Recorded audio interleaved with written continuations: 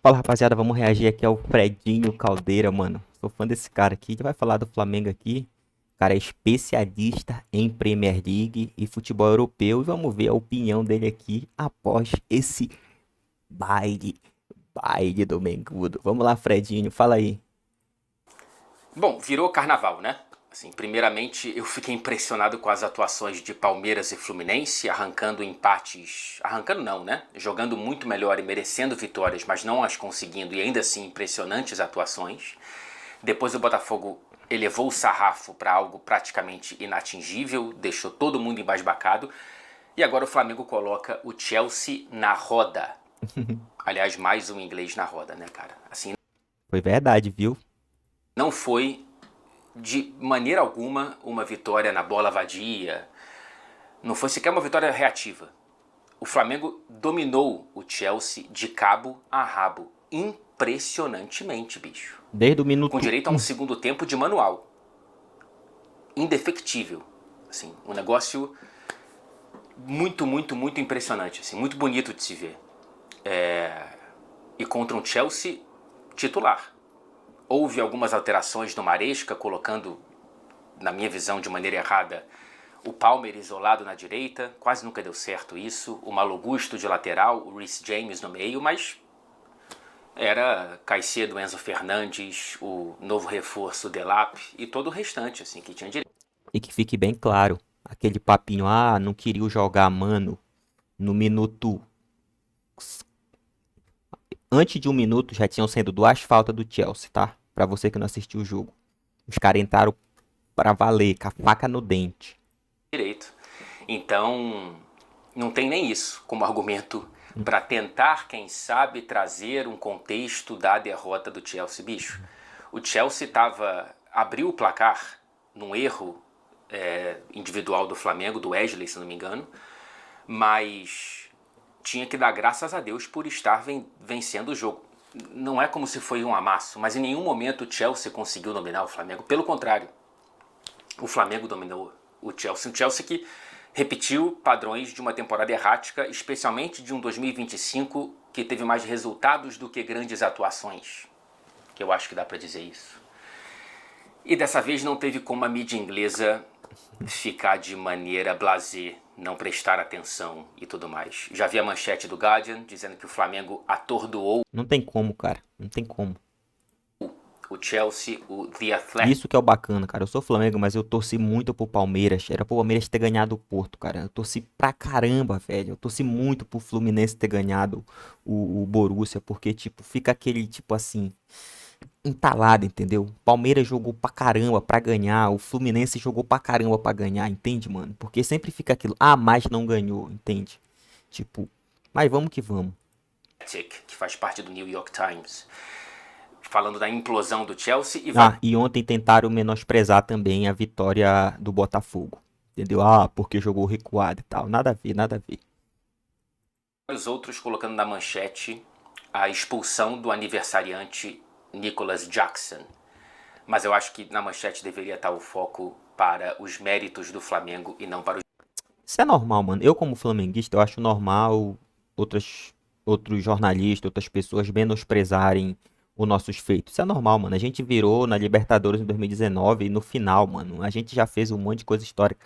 É tranquilo, é normal. Ontem eu vibrei muito com a vitória do Fogão, vibrei muito com as atuações do Palmeiras, vibrei muito. Eu vibro muito, mano. Eu não sou clubista, tô torcendo pros times. Lógico que quando chegar a gente, se der a gente, numa hora eu vou torcer pro meu time e tal, mas eu não tenho problema nenhum, mas tem muitos outros torcedores que estão muito problema com o Flamengo, cara, muito assim, de não reconhecer os méritos, entendeu?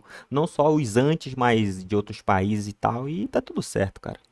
deméritos do Chelsea, mas enfim, a imprensa local é a imprensa local. Exatamente. Cara, diferentemente... Igual o Mauro César, cara. O Mauro César é um jornalista muito chato. Ele torce pro Flamengo e aí ele vai ter ele vai elogiar o Flamengo, mas ele fala: mas o Flamengo tem um problema claro de perder gol e não sei o que. Sempre tem aquele e se e a mais e não sei o que.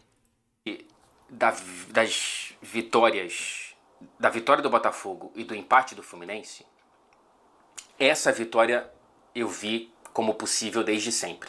Antes dos brasileiros e dos sul-americanos conseguirem bons resultados no Mundial, por saber da força do Flamengo e das fragilidades do Chelsea. Me parecia sempre um jogo potencialmente parelho. Mas eu não esperava o Flamengo tão dominante. Não, eu esperava, eu Eu não esperava. esperava, por exemplo, o Flamengo ganhar a briga pela posse. Eu esperava, mano. Quem assiste o Flamengo, quem acompanha o Flamengo, quem sabe, quem assiste o Felipe Luiz, sabe? A gente não sabe jogar, cara. Cita um jogo que a gente jogou na retranca. A gente jogou um jogo, não na retranca, mas mais recuado, que foi contra os Gambá, contra o Corinthians pela Copa do Brasil. Isso porque a gente teve um jogador expulso.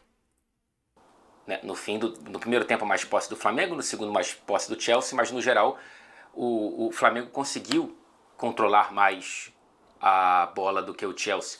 Fez o Chelsea do Maresca, que para quem não sabe é um ex-auxiliar do Guardiola, ser estranhamente reativo. Um Chelsea espaçado, sem controle, muito antes do descontrole do Nicholas Jackson. Então, existe um mérito muito grande na coragem do Felipe Luiz. E lembremos, por mais que os resultados dos brasileiros, dos sul-americanos, tenham entregado mais gás para quem for enfrentar um europeu, né, é uma escadinha assim. Se o Palmeiras conseguir empatar com o Porto, eu como Fluminense talvez consiga vencer do Dortmund. E aí o Botafogo talvez com o PSG pensou olhando para esses dois, mas isso também coloca pressão. Né? O Flamengo entrou muito pressionado De máscara. depois dos resultados, especialmente da vitória do Botafogo, né? Contra o Chelsea. Não, a gente estava assim.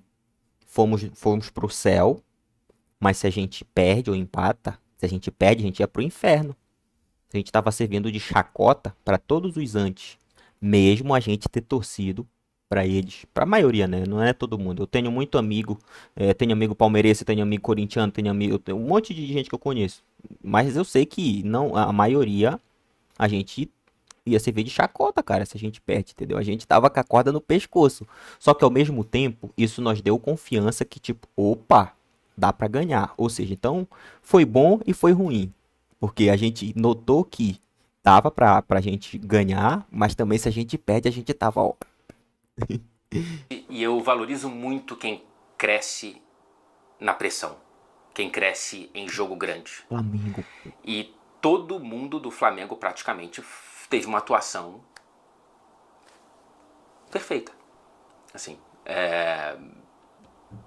eu realmente não consigo pensar, com exceção do gol concedido, em erros muito claros de jogadores do Flamengo. Inclusive poderiam ter vencido por mais, porque criaram mais chances do que converteram. E o Chelsea não criou tantas. Cara, nos 2 primeiros minutos, sei lá, 2 primeiros minutos, mas 2 primeiros lances, teve uma bola no ataque que era pra segundo. No início dos 2 tempos, a gente teve, tipo, 3 chances. No início do primeiro tempo e no início do segundo tempo. Tipo, chances claríssimas de gol. Chances assim. O Sanches foi muito mais importante do que o Rossi. Cara, e o Jorginho também é outro que eu vou dizer que eu avisei. Sem querer tirar onda, porque quem acompanha o futebol inglês sabe disso, né? Não fui eu. Quem acompanha o futebol inglês sabe que o Jorginho tá num nível tecnicamente ainda muito, muito alto. Tá nos trinques, cara. Demais. E essa Copa do Mundo de Clubes é um aperitivo do que vai ser o Jorginho no Flamengo.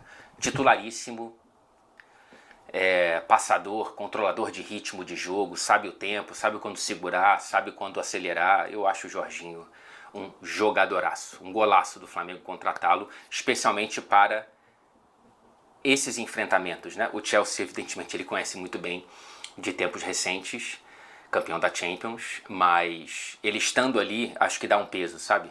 E, mais uma vez, elogios à estratégia corajosa do Felipe Luiz. Muito corajosa, marcar lá em cima, saber quando marcar lá embaixo, morder cada bola, assim, o nível de concentração de cada jogador do Flamengo hoje foi estupendo, cara, assim, impressionante. E o Flamengo tá evitando o Bahia. Eu não sei se vai confirmar a classificação do Flamengo já hoje, mas tá evitando o Bahia e empurrando os alemães pro Chelsea, já encaminhando uma eliminação muito possível do Chelsea nas oitavas de final, e indo pra direção do Benfica, que é um jogo acessível. Cara, eu quero pegar o Benfica, claro. Mas se o Benfica não souber o que ele tá fazendo, Quem vai passar é o Boca. Quem vai passar é o Boca. Vamos ver se o Bayern de Munique segura o Boca depois. Eu prefiro o Benfica, sendo bem sincero. Eu prefiro o Benfica do que o Boca. Pro Flamengo. Então, já dá para enxergar as quartas de final, sem querer dar um passo maior que a perna. Né? Ainda tem que vencer do bom LAFC. Mas, sinceramente, cara, o orgulho dos clubes brasileiros nessa Copa do Mundo de Clubes só aumenta. E é um negócio que tá sendo muito emocionante de ver. Usei essa palavra muito hoje no vídeo do Botafogo, né? E a gente segue em frente, olhando para o mata-mata, cabeça erguida, peito estufado, confiança lá em cima, para potencialmente ter todo o quarteto no mata-mata, cara. Vai dar nós, vai dar todo mundo.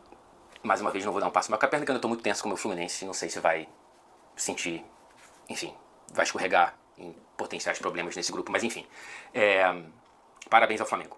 Parabéns ao torcedor rubro-negro, porque Obrigado. é uma vitória Obrigado. muito grande. E agora podem cantar duas vezes, que colocaram 2 ingleses na roda, em 81 o Liverpool e agora o Chelsea. Até o próximo vídeo. Valeu, Fredinho. Valeu, rapaziada. É isso, mano. Eu já falei os comentários aí ao longo do vídeo e sou fã desse cara.